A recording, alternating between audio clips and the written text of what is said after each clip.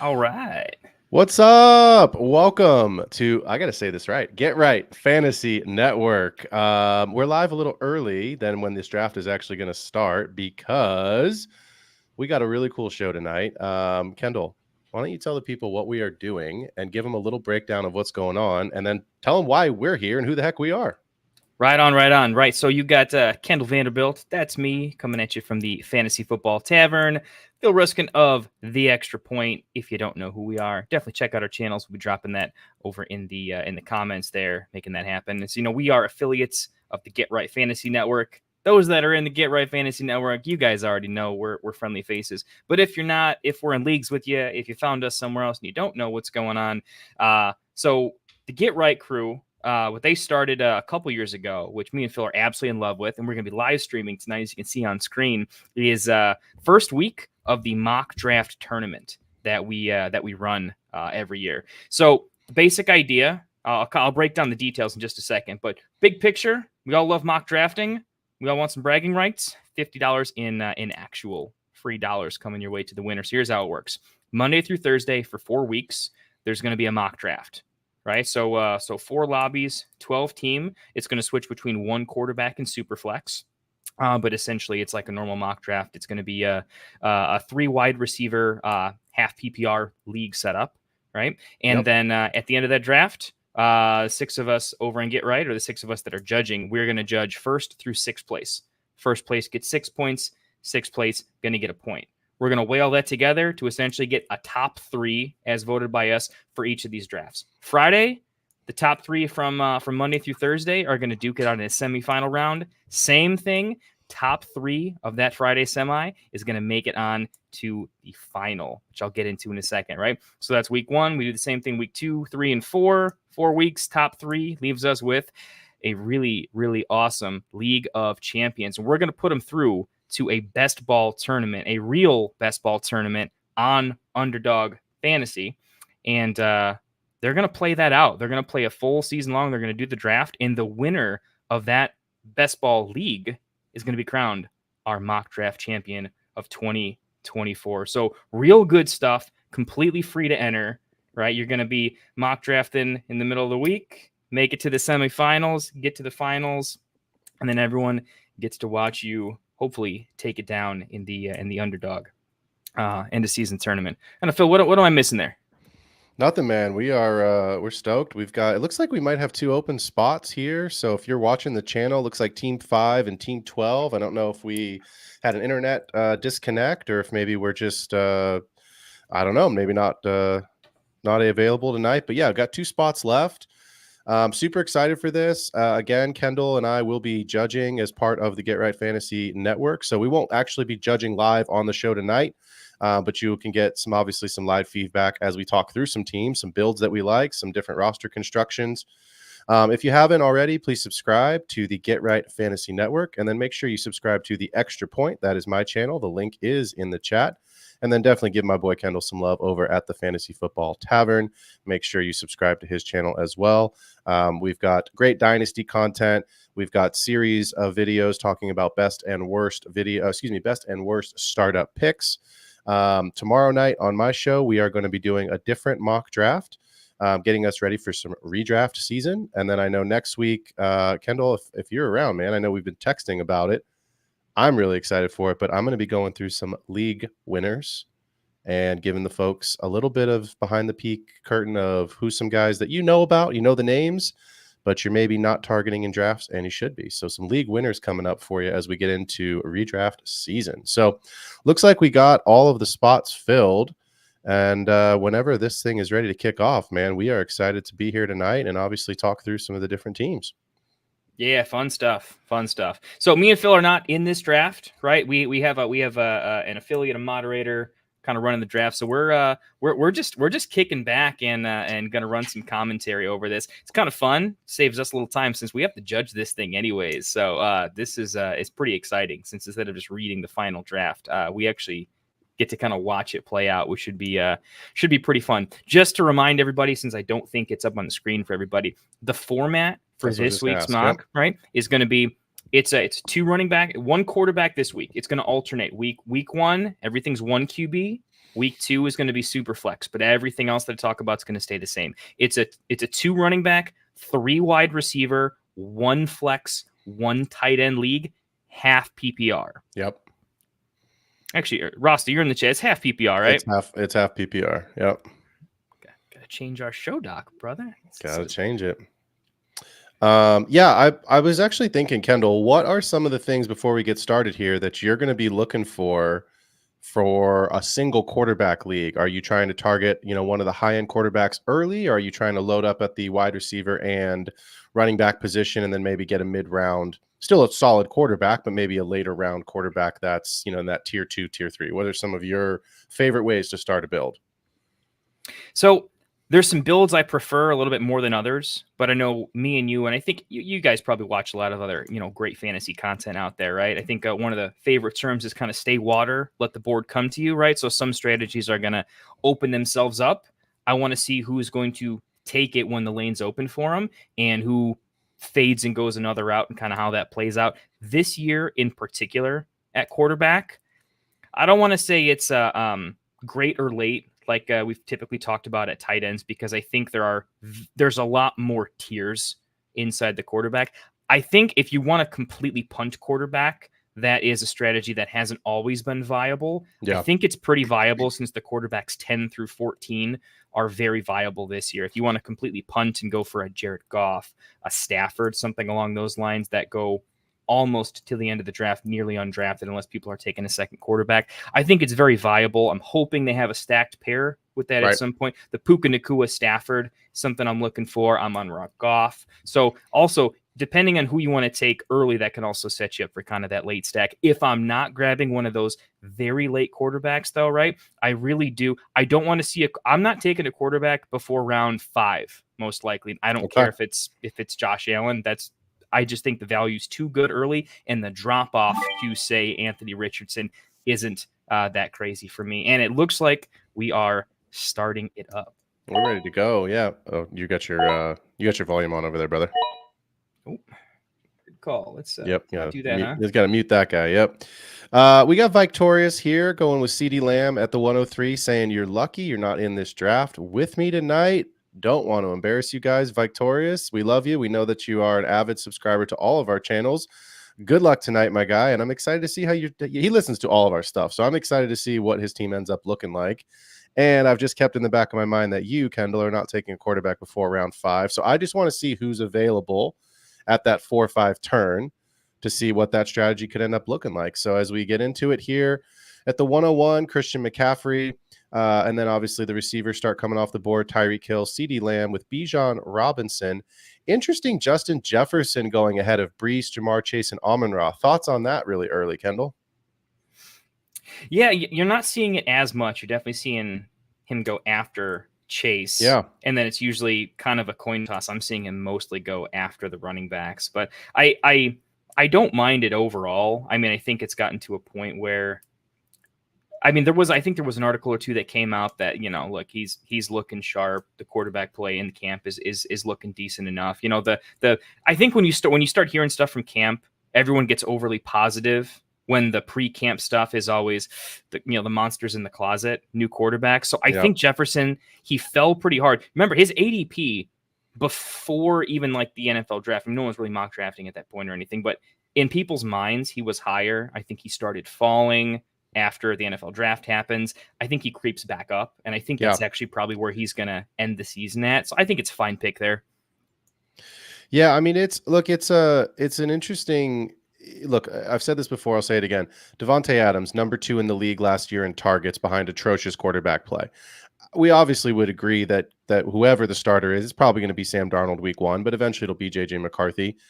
You're going to bet on the talent of Justin Jefferson over whoever the quarterback play is, right? And if Devontae Adams in Vegas can finish as the wide receiver 8 last season with an onslaught of, Jimmy G and Aiden O'Connell and God knows whoever else was in there throwing passes, right? I'm always going to bet on Justin Jefferson. I see his ADP coming back up a little bit. I think it's a little bit, I'm not going to say a stretch by any means. It's still Justin Jefferson. I would I would take Amon-Ra over JJ right now just because of the security with Goff and that offense in Detroit.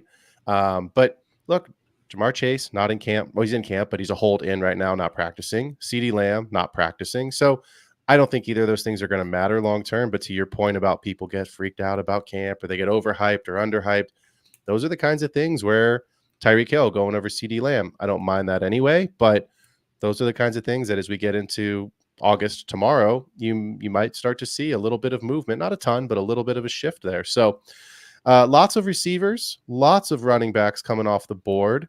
Raf Danis here starting with Jamar Chase and Drake London. And then I can't read it that far away, but looks like Team 5 here with Justin Jefferson and Chris Olave is the only two teams to start receiver. It's early. It's only the second round, but anything stand out to you right away, Kendall, as we get into the 2-3 turn here? I'm seeing a lot of balance. This is a mock draft tournament, right? If you play fantasy football, there's like a 98% chance you probably play poker too. And I think what we're seeing a lot of is let's just not lose the tournament in the first 2 rounds. Let's try to take a balanced approach, see what comes, not lock ourselves into something. So, we can see most teams going with, if they took wide receiver, they went running back or vice versa. I think that's very intentional. And I think that's probably because we got some smart drafters. They're probably trying to make just good overall decisions so that they can finish with, just a good draft, put themselves in a position to make some things happen, right? Because obviously we try stuff out in regular mock drafts, and sometimes you dig yourself into a hole, and sometimes you dig yourself out. But sometimes you drink a couple beers and you're like, well, that didn't work. This is not the time where I think that wants to happen. So that's kind of what I'm noticing. Definitely, a lot of chalk sticking mostly to ADP. Pretty close to ADP. Well. Yeah. Yep. Yeah, I was going to say the one thing I'm not, and I think we both should do a good job of not doing tonight, is not talking about where we see tier breaks or where we see, different values, or maybe, the wide receiver run just happened, time to positionally shift here because this is a tournament. I know you and I tend to do that a fair amount when we do our Friday night mocks. And so to me, like, that's fine because it's a Friday night mock. It's for, it's obviously enjoyable, but because this is a tournament, I think you and I'll probably save our, this is where the tier break is until the end, so we don't influence it. But right away, Shia LaBeouf going with 3 wide receivers, so 3 wide receiver league. Don't mind that start. Kendall, Josh Allen in the second round there at the turn, and Jalen Hurts in the third. So we've got 2 quarterbacks off the board before the 5th. They're both ceiling guys. But only 1 tight end off the board, so pretty ADP wise, pretty on par, and obviously really running back and wide receiver heavy here to start. I do want to talk about your boy for 1 second because he just went off the board here. DJ Moore got the bag. Tell us about Mr. Moore in your Chicago Bears. Talk to us about what that season could potentially look like for him this year, obviously with Caleb Williams, and I think a lot to look forward to if you're a Bears fan. Yes. Okay. Highlights for DJ Moore that I'm highlighting in particular. I'm a diehard Bears fan, but even when I was a big Christian McCaffrey guy, and because of that, I watched a decent amount of the Panthers. Right. I mean, a lot of people did. They were a much better team before the last couple of years. Right. But I've always been a big DJ Moore guy. Saw him his rookie year, liked a lot what I saw on the field. What I think people kind of forget is Justin Fields was not exactly known to be an accurate quarterback. But still with that, DJ Moore was, I'd have to check my rankings, but I think he was like top 12, top 14 in the league in catch rate. So he's getting balls thrown with a reasonable ADOT. It wasn't just check down stuff, and he had a very, very good catch rate. So this tells me a couple things. When you get targeted at like 30+% target share, you're one of the only weapons on an offense.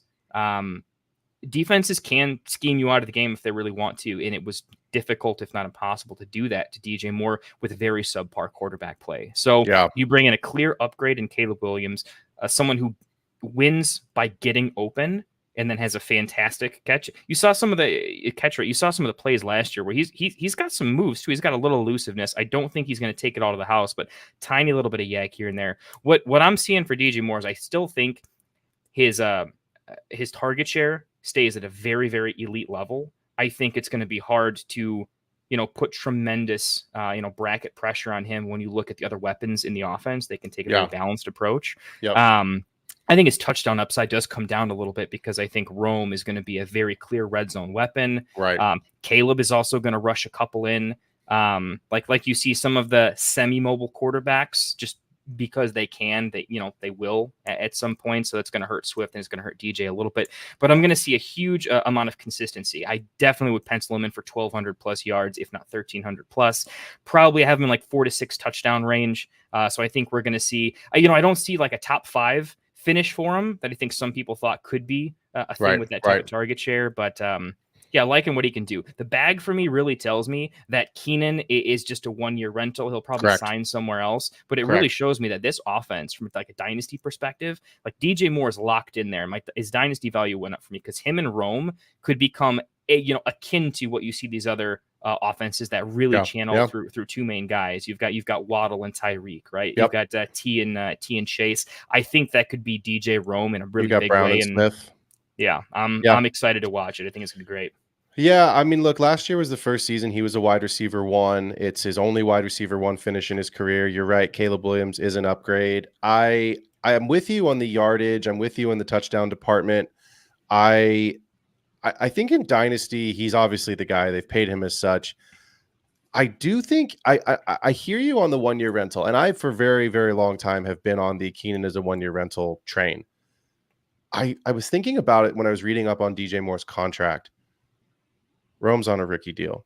Caleb's on a rookie deal. So they've paid Swift. They've paid Moore. Komet's been paid as well. I do think it's possible in the range of outcomes that if Keenan Allen has a better than decent season, that they give him one of those 2-year extensions with a 1-year out. You know what I mean? Because you're not paying Caleb and you're not paying Rome yet. So it's possible. I don't think there's really anything that's going to cut into DJ Moore's workload. I don't think there's anything that's going to cut into his target share. I think he's probably pretty safe. Like you, I think it's probably about 1,200 yards and 5 touchdowns. Last year he was 1,364 and 8. So to me, DJ Moore should have another wide receiver 1 season. Probably, I would say like 8 to 10 range. It's probably reasonable. He's going to outproduce his ADP. I'm loving it. Hey, Rasta in the chat, appreciate throwing that out because we were not a part of Get Right last year, so we actually forget these things. But the reigning champ of the 2023 mock draft tournament's in the lobby here. There we go. Rafi Baum over there. So we're gonna have to take a look at his team. Phil, what are you thinking about Rafi Baum's team so far? What is he drafting out of the 8 spot? 8 spot. I mean, look, what I'm looking for, I'll be honest, and again, I'm not going to talk about tier breaks. I don't want to influence the draft, but what I'm looking for in the first couple rounds is ceiling. And I think you have that in Amon-Ra in a big way. And so to get Amon-Ra at the 108, probably a little bit of a steal. Again, there's no real steals in the first round, right?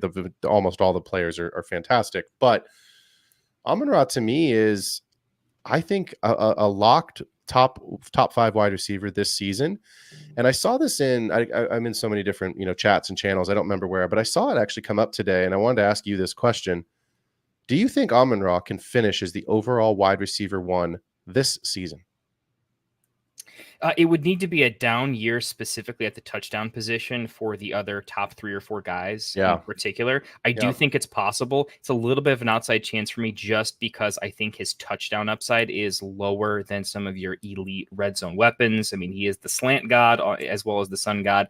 And I think while that gives him an elite floor, maybe the highest in the NFL, depending on who you talk to, I do think his elite ceiling, I mean, the chances he finishes 2 through 4 are significantly higher than 1 overall, because 1 overall is typically a very outlier in one particular area, and that usually is yards plus touchdowns. And I don't think he's probably going to do both. Plus, if Jameson Williams does, pick it up a little bit. Also, I mean, you would need a Jameer Gibbs injury. Don't speak that into existence. If he were unavailable, Kendall, the magic words. We don't speak that into existence. I mean, he's gonna get a little banged up. He's gonna be just fine. He's gonna be just fine. He's gonna have a magical season, and everything is going to work out for us. He'll take a 1-week vacation here and there. 16 games for him will be fantastic. It'll be great. Amon-Ra finishes last year with 15-15 in yardage and 10 touchdowns. To me, I don't think Amon-Ra can finish as the overall wide receiver 1 simply because there's too many mouths to feed.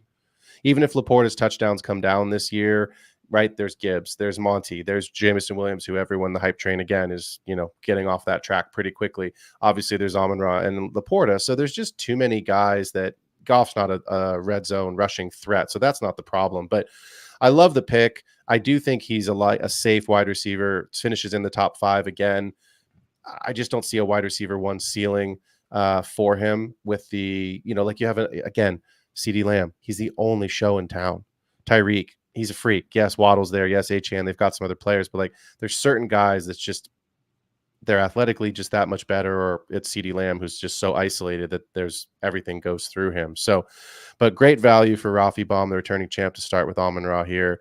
And then Etienne and Pacheco coming back, getting a solid, top 5 tight end in McBride and Godwin. So I like the group, off to a good start. And as we start to get into, here it is, the 5-6 turn, Kendall, we see Anthony Richardson and Patrick Mahomes was available in the 5th round. So that means there's still some really good quarterbacks available here. So your strategy of not taking a quarterback before the 5th, I like it. I think there's some fantastic value here. Yeah, I can't tell you how many times I'm drafting where I'm like, Hurts into the 4th. I just have to, right? And then all of a sudden I'm like, I could have gotten Mahomes in the 5th, and then it just that value just keeps on going. So another great thing about that 108 is it does open up a golf stack much later on, which is very, very easy. You can reach one round up and have it not be too bad. So hey, let's look at some lineups. I want to ask you about a couple lineups, see what you think. And I'll probably jump in here. It's a 60-second pick clock, but these picks have been absolutely lightning. So from a tier perspective, right? Tier 1, depending how you're looking at it, kind of tier 1 and tier 2 at QB is gone. We're kind of into the 3rd tier, which kind of, for me, kind of starts at like this. Not going to make a hard sells here, but like the Stroud Murray kind of starts a separate tier for me in a little bit. All the top tight ends are also off the board. Pitts kind of starts a separate tier for me.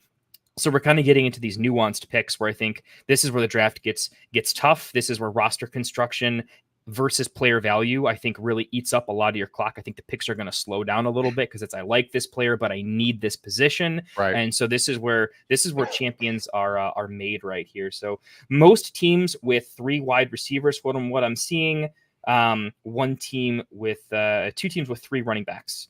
So pretty balanced across the board. Right side of the board is a little bit lighter on tight ends compared to the left, but pretty balanced. I mean, this it's just a very balanced draft. I think everyone's kind of watching everybody else. No one wants to make a big mistake so far. Again, sticking pretty close to ADP. I think tight ends went a little bit earlier. Andrews and Kincaid usually get to the 4-5 turn into the 5th. So that's kind of one thing to notice. Looks like a lot of people decided to go a little bit running back early. I think in some previous, if I looked at like Monday and Tuesday, some people really went a little heavier wide receiver early and punted some of the positions.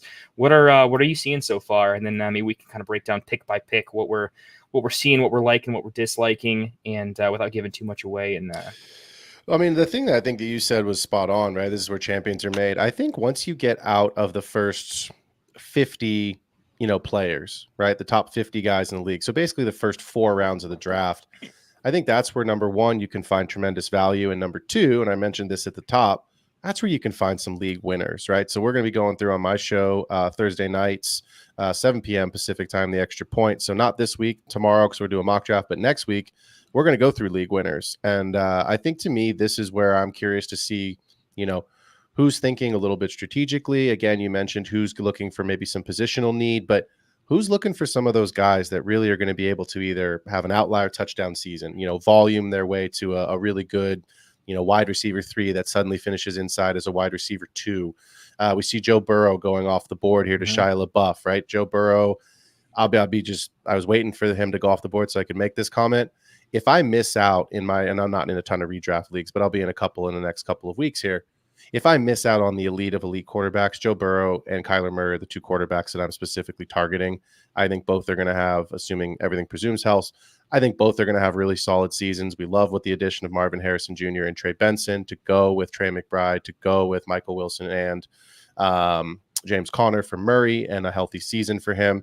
And look, T. Higgins can be grumpy or he can be happy, but he's still T. Higgins, to go with Jamar Chase.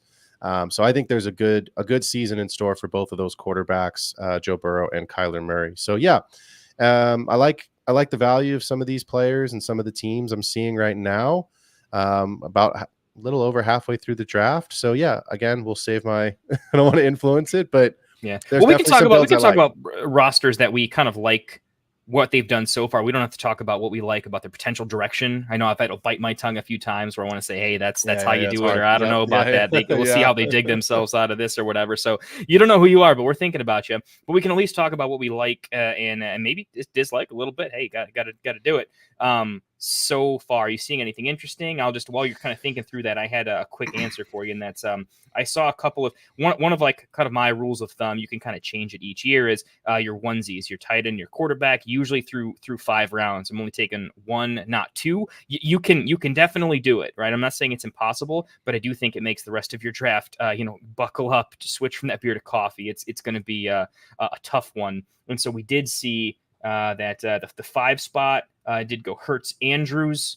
So 2 onesies through there, and then our 1 spot with Alan Laporta. So I'm curious to see how the rest of their draft kind of unfolds, as I know that can be a bit tricky if the board doesn't fall your way. What are you seeing in some rosters that you're looking, or who do you kind of like and dislike so far from Well, I like some of the, and again, I don't know, some of the folks we know very well. We see them all the time. We hear from them in the comments. We draft with them, but there's some new folks in here that I've not seen before. So I'm not sure how they're thinking, or like you said, maybe the board fell that way. But I do see some teams right away who, started with couple of the hero RBs and then really hammered away at wide receiver, because there is great value later on. But I also think that there's some teams that they have some real big ceiling performances that I really like as well. So even though the construction may be a little unorthodox, you got week winning upside, and that's kind of what you need at certain times of the season in a redraft league, right? Like, there is waiver wire, right? So if you can get guys, obviously everything presumes health, but guys that can give you ceiling, there's some teams that I think have some, even at the onesie positions, have some big ceiling. So yeah, it's really interesting here. Xavier Worthy going off the board. Did you see the tweet today about Xavier Worthy looking like he was in a pinball machine? Yeah. The kid's trying to block, and he literally gets bounced off the outside into the inside, and the inside linebacker just goes boom and hits him. And I know I've had this discussion 100 times. That is why I passed on him in Dynasty, because he is 165 pounds. I've got tons of shares in Best Ball because he's going to catch long ones, and that's exactly what I'm looking for if I've got Patrick Mahomes in Best Ball. But in Dynasty, man, it's he just looked like a middle school. He looked like Bryce Young, looked like a little kid. I drafted him because I thought that the hype of what he could be with Mahomes would be blown way out of proportion. And so I got to be honest, I'm taking a little bit of an L, because I drafted him with the intention of trading him for value. I just took him as a pick that I thought would be overvalued. And now it's not going that way. Now, like, Rashee Rice is probably getting some sort of suspension, and still it's not worthy to the moon. And I'm like, why didn't I just go with my boy Ladd and just Ladd or Brooks? I should have just taken Brooks everywhere. They're supposedly, I have to fact check myself on this, but I was talking to someone the other day, and they're like us, they're pretty tuned in, but they said that the court date is now November for Rashee Rice, which means he could get pushed back, which just could be like an Alvin Kamara situation where he gets suspended in 2025, right? Which, whatever, if the Chiefs win another Super Bowl, nobody's going to give a shit. But I think at the end of the day, like, no one will care. I hope they don't. Go Niners. But I think boy Coleman off 8-3. There he is. But look, Worthy's going to be, he's going to catch a couple big ones, and I think he has some spike weeks, right? So obviously we're not talking dynasty tonight. We're talking redraft, and as we get into this tournament here. But yeah, there are some players here coming off this board now in the 7th and 8th round. Zach Moss is really interesting. I've been hearing a lot of the same things you have, right? That Chase Brown is taken, again, it's camp hype. Let's not blow it out of proportion. But they didn't give Moss, they gave him, if my memory's right, a 2-year deal, I think. Yes, I believe so. It's not like they paid him to be the guy for the future, right? I mean, it's a contract, but it's not a big one. Chase Brown handling a lot of the first team snaps. I know it's camp, but as you kind of project out this season, do you see Zach Moss and Chase Brown being more of a committee, or do you think that you think Moss still kind of has the edge on the job? How do you see it right now? It's July 31st. I think it very much, I think the season, as well as pretty much every game, is going to start with Moss as the quote unquote starter. Yeah. But I think it's still going to be a full blown committee where it's not about who starts the game. I think Chase Brown is just going to be a better third down back. I think he's going to be he's a more explosive back. So if they're ever in negative game scripts, I think he's going to be forced onto the field a little bit. But I think they're going to be close to a 50-50, 55-45 split. Yeah. it's one. I think that it's probably good for the team. They need both players to. They're both, they're not. Chase Brown isn't new to the team, so he does have a little bit of edge of kind of knowing the offensive ecosystem. That's going to help in some situations for sure. I think they're going to have a lot of trust in him. But yeah, I see it pretty even. I think the coach is probably going to say a lot of ride the hot hand with that backfield. Yeah, I don't think anyone's like losing their job though. Is kind of what I'm getting to. I think they're both going to be very, very good. Both will pay off their ADPs. I was just going to add on. I agree with everything you just said. I was just going to add on this one last little quick thing, which is that the Bengals have historically, when they had Mixon and Pirine was the third down back, and he was very relevant and he was useful, and it pissed Mixon owners off because it was like, oh, here comes a touchdown, and then if he doesn't get in on the first two downs, third down, it's like, well, he's off the field, and if this is the touchdown on this play, that's it for this drive for Mixon. So I do think I agree with you. I think Zach Moss will be the guy, but I do think Chase Brown's going to be more relevant than everybody wants him to be. I still think Zach Moss is a good pick, similar to how you might take, Najee or Jalen Warren in Pittsburgh, similar to how if you're in on it, you might take Pollard or Spears in Tennessee. But yeah, I don't think that the beginning of the summer, everyone was like, oh, it's Zach Moss and Chase Brown is irrelevant. And I don't think it's that way anymore. I think there's more relevance than people maybe want to admit. So not a bad pick, just something to keep in mind as you start to get closer and closer and read those camp reports. So speaking of camp, anything from camp standing out to you right now as you're kind of going through your research and prep for the season? I want to say yes, but not really. I'm taking pretty much everything with a grain of salt right now. There's some little pockets of the Chase Brown one I think is it's one of them to watch because it's confirming some things for me that I thought was pretty interesting. On the Cardinals, Zay Jones running with the second stringers and seeing Michael Wilson might actually have a bit of a role that he's young. He had he was tied with Khalil Shakir for leading the league and a 100% catch rate.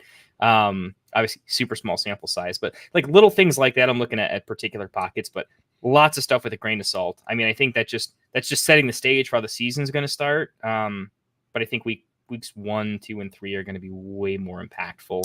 I'm still taking it easy. I'll confirm those reports when we get into the actual preseason and kind of see how that turns out. I think what I'm looking for is obviously injuries, right? I'm looking for camp holdouts. Like, I don't really expect CeeDee Lamb and Jamar Chase to miss time. I don't think that's realistic, even if they're holding in and waiting for a contract. I also think it's very possible that they get paid before the season starts just to not have that lingering and hanging over their head.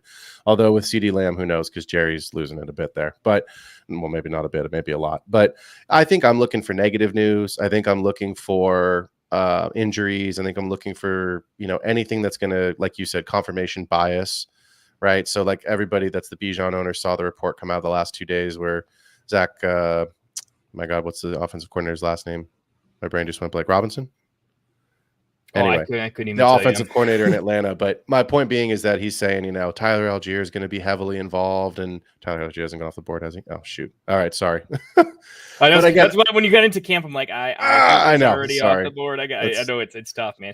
People, they're moving through this draft at a crazy pace. I thought this would take full 45 to probably 50, 55 minutes, and then we're at 33 minutes in, and we are 2 rounds done. So lightning.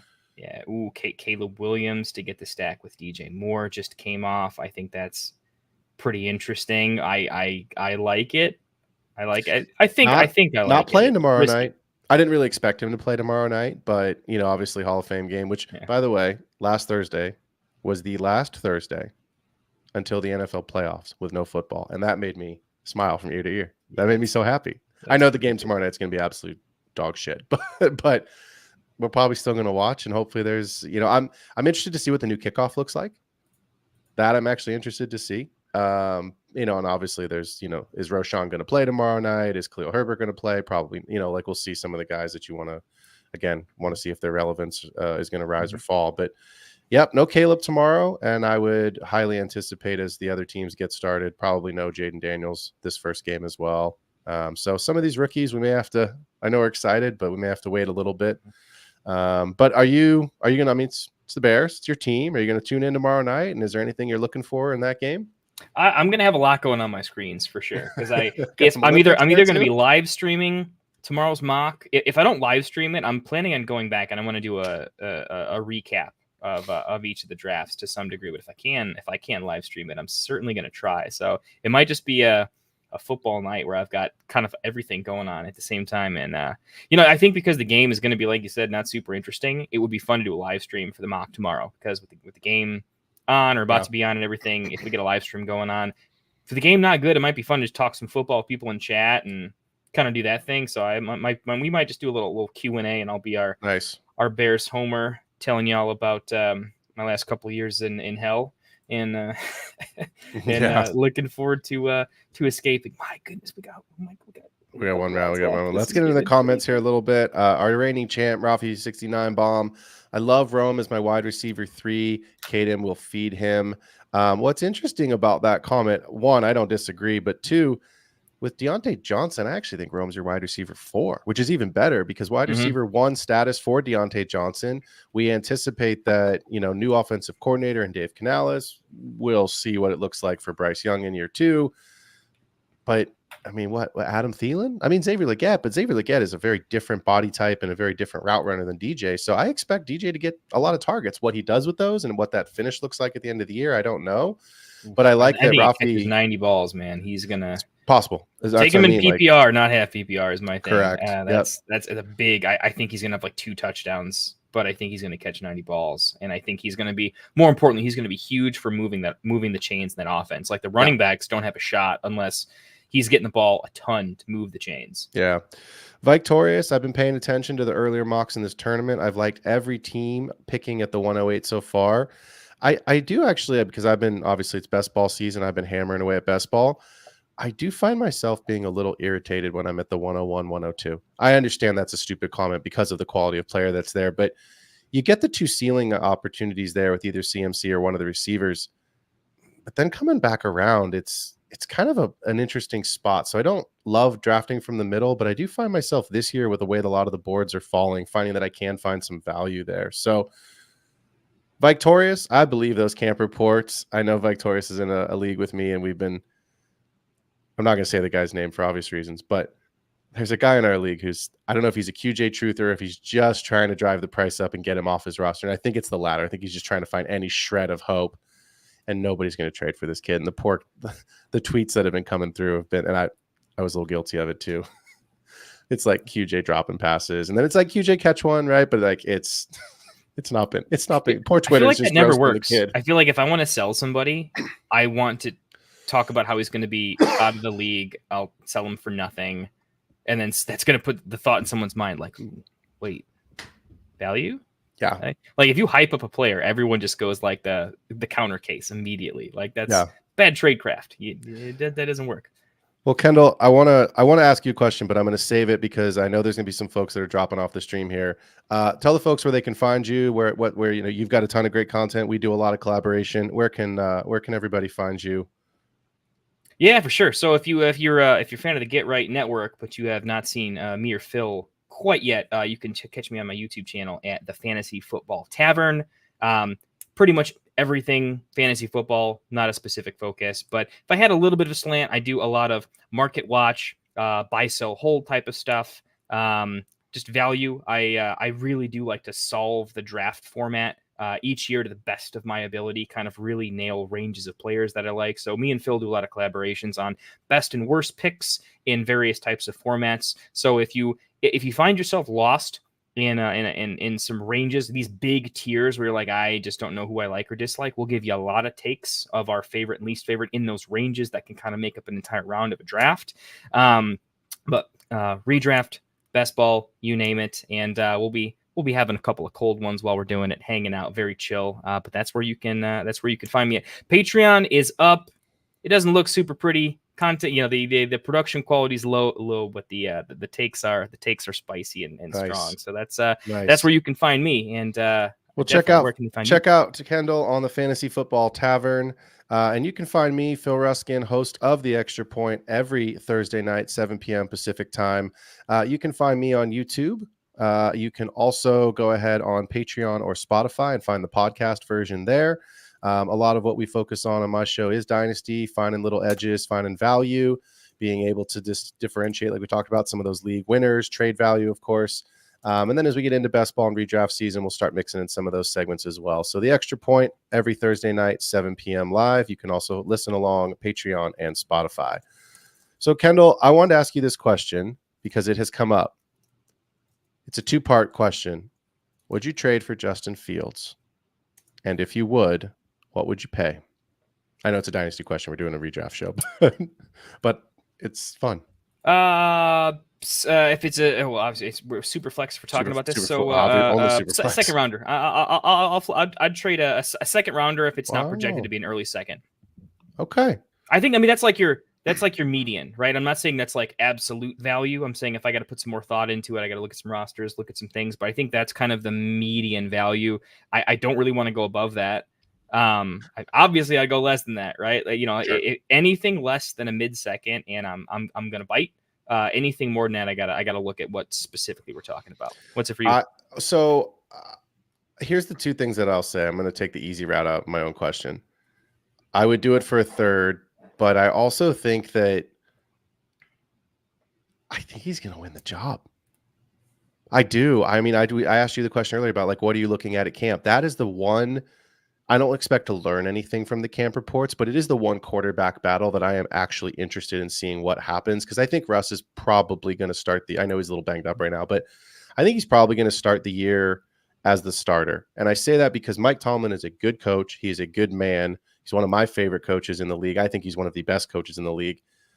He recruited and brought Russell Wilson in. Obviously, the Broncos are paying his salary, but they're basically giving him nothing, the Steelers, which means they have no commitment to him. He told him he's going to be the guy. And then however many days or weeks later, they go sign Justin Fields. So I think he starts the year, but I do think that eventually, look, it's Russell Wilson. We all know how that's going to go, or we assume we know how that's going to go. I think Fields gives him a better chance to win. So I think if I can get him for a third, I'm in. I'm not ready to pay a second yet, but I do think that's the right valuation if I'm targeting Justin Fields, because I don't think his value can't get any lower, because if it's any lower, he's out of the league.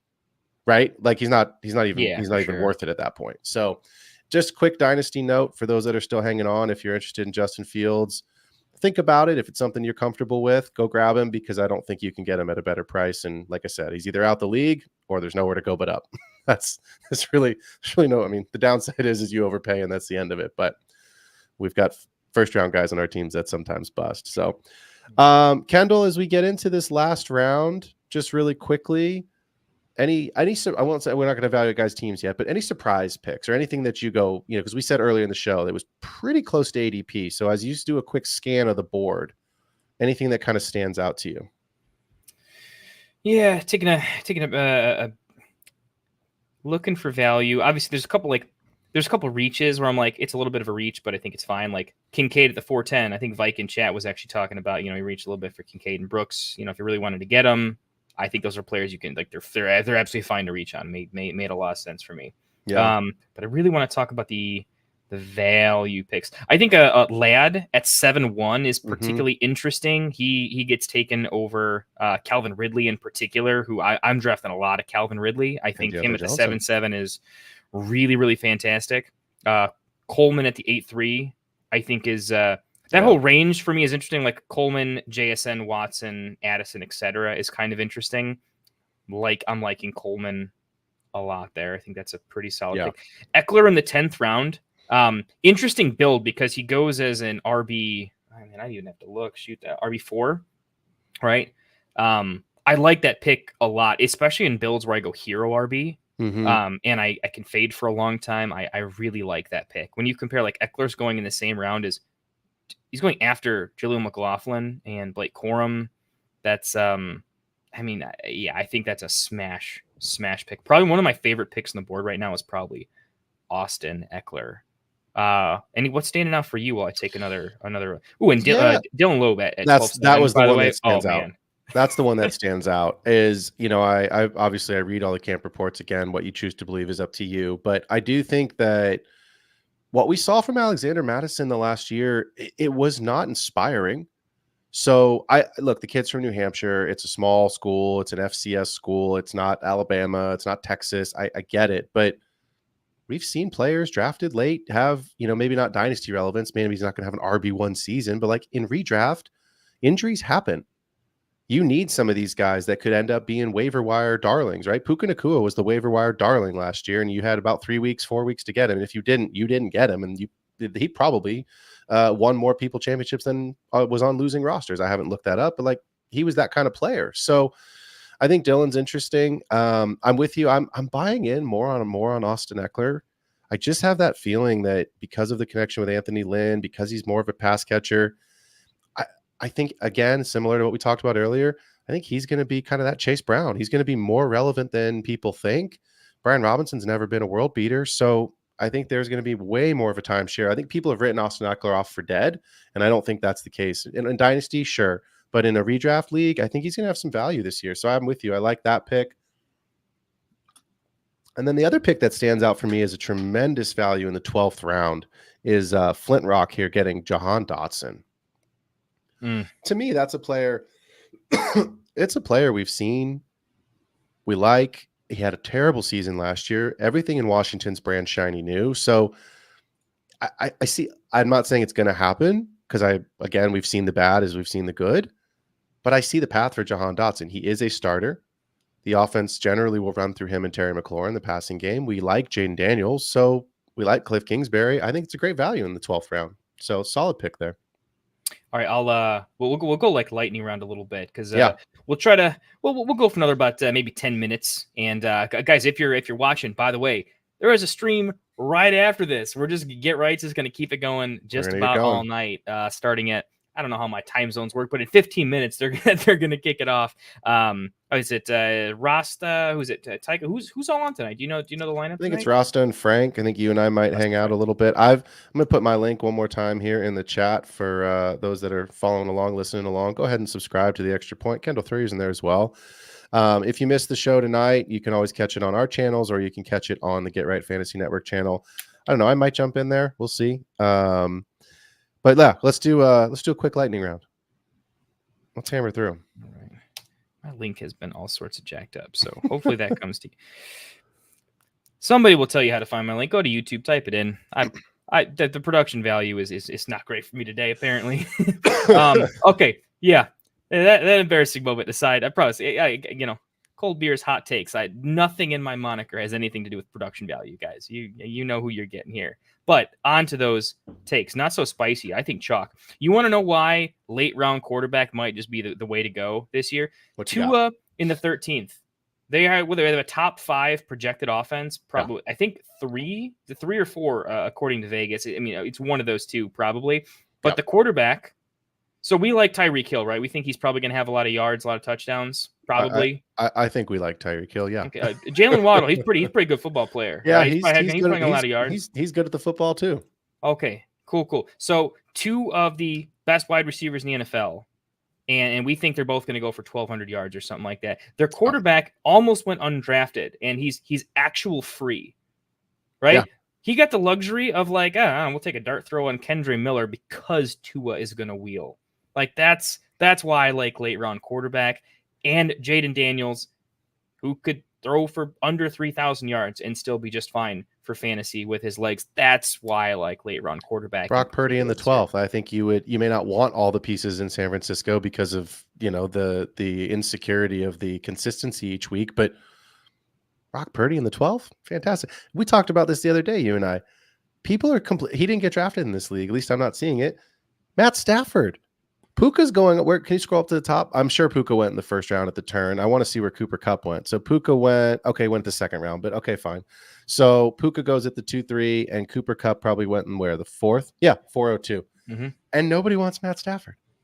Like it mind boggles me. So I mean, like if you've got Jalen Hurts, Josh Allen, Lamar Jackson, you got a ceiling guy like that, go throw Matt Stafford on as your QB. You know what I mean? Like just go do it.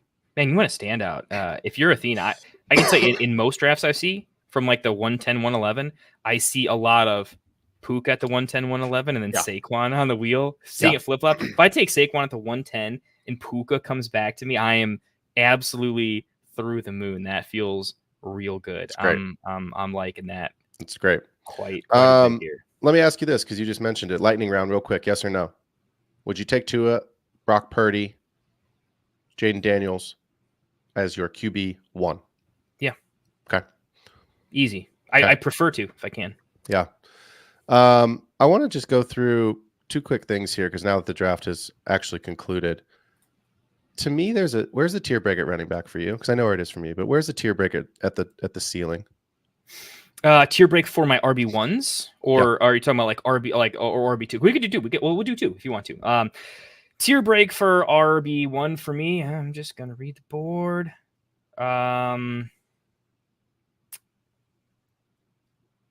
That tier of Cook, Walker, White, Pacheco seems to have risen above it. Mm-hmm. Right after that, it may be not even White, to be honest. Really, probably Cook, Yeah. Walker. White starts I don't want him as my RB1. I don't either. The tier break for me is after JT. If I can't get one of the, let me rephrase I'm targeting one of the top 6 guys in my first 2 picks. And I'm historically a wide receiver heavy builder. That's how I like to build my teams. But I just feel so safe. Everything I say presumes health. I feel so safe with what those 6 players can return, both from upside and yardage and touchdown capacity, right? That I feel so good there. I just don't feel that way with Etienne, Derrick Henry, Josh. Like anybody below that, I still feel fine with them. But I really want to have all those players as my wide receivers. Like if I get them out of a draft, where I'm going to try to find a team here. If I came out of a draft with Kyron Williams and Monty, I'm excited by that. I'm not upset by that, right? But I don't know. If I come out with James Cook as my running back 2, that to me is way more exciting, right? For sure. I think for me, there's a big 3 wide receiver leagues in particular is where I'm just expanding my range of, hey, there's going to be a lot of drafts where I don't necessarily go 0 RB, but I do a lot of 4 wide receivers through 5 rounds. Yes. And so I'm taking a running back sometimes in round 4 or 5 because the value is just a blatant mistake not to take. And so I like forcibly have to open, like, it's not my running back 1 through 12, right? As my RB1, I'm saying like who I'm comfortable in my strategy executing with. Right, that's well, like we look at Gazzy Fresh's team, right? And we'll rank all these teams later, but goes with Christian McCaffrey at the 101, comes back with Josh Allen, and then goes and hammers wide receiver, and Gus is his RB2, right, at the 101. Josh Allen is your RB2, right? So I think if you go get Jalen, like let's look at Jalen Hurts. Where are you here? Ramondre Swift, Benson, Corum. Fine. Jalen Hurts is your RB1. Where's Richardson? Bijan and Richardson with Najee as your true RB2, who's really your RB3 given Richard. So like to me, that's the way that I think if you're going to go what we talk about a lot, hero RB, I think that's the way to maybe fill in that missing gap of the ceiling for the RB2 is to go and try to grab, Kyler Murray, one of the Russian quarterbacks, right? Lamar Jackson, Jalen Hurts, obviously. Those guys are more expensive. That's why I'm targeting Kyler. And again, Joe Burrow to me is where does he go? He goes a full round below CJ Stroud. And to me, like that's the discount CJ Stroud, right? You're paying the premium for the pocket passer in Mahomes. Your second tier pocket passer premium you're paying is CJ Stroud. So yeah, I think if you're going to go hero RB, it's a really good idea to try to target one of the rushing quarterbacks. And again, Kendall and I would both probably say the teams we generally draft are very wide receiver heavy. Any stacks? I was trying to find and see if just anybody really went and grabbed. I know we've mentioned Caleb and DJ Moore already, but do you see any other stacks that you like? Mahomes and Rasheed. Okay, I like it. Going on there. Not as many stacks. I think in this in particular, I'm looking for some like Dak and CD here for Victorious. Oh at the 103. That's I think that's everyone's honestly, favorite stack. Too. That's really nice. That's a really great one to have. It's to me that is the equivalent version of Goff and Amon-Ra, right? You get a little higher ceiling with CD than you do with Amon-Ra, and you get a little higher ceiling, with Prescott, but Prescott costs more. Mm-hmm. Well, I think in this format too, right? This is 13 rounds, so with roster settings, that makes it a 5-player bench, right? Right. Yep. So honestly, in my personal taste, if I'm in a 5 bench format, I'm not saying I'm like completely avoiding stacks, but I'm not looking at it as a plus in 5 bench, just specifically because how the way, if this were a real league, the way waiver wires are going to kind of work is I think it really limits your playability and how you can manipulate your bench, because that, if your stack is premium and if you're, like for Victorious, if, one, I'll say I like his team quite a bit. Sure. I like a lot of the individual players. I got to break down the build itself and some individual pick situations, but he's definitely making my top 6, if not higher, for sure. But it's he's gonna face a challenge during that bye week. It's almost assuredly an L, and it's one of those I would almost rather take the L that week than over manipulate 100% my bench to you know what I'm saying? So especially if you can afford it. Yeah, like for me, it's like 5 bench. I'm not anti-stack because I'm never anti-stack, because when it comes to like, playoff league winning upside, if you're good enough to make the playoffs, you kind of need that little extra percentage, like, to get you over the edge. 6, I think you're fine. At 7, you almost have to. It's like it's free. There's so much bench manipulating if you're in a deep bench league, like a 10 team that goes deep on the bench or something like that.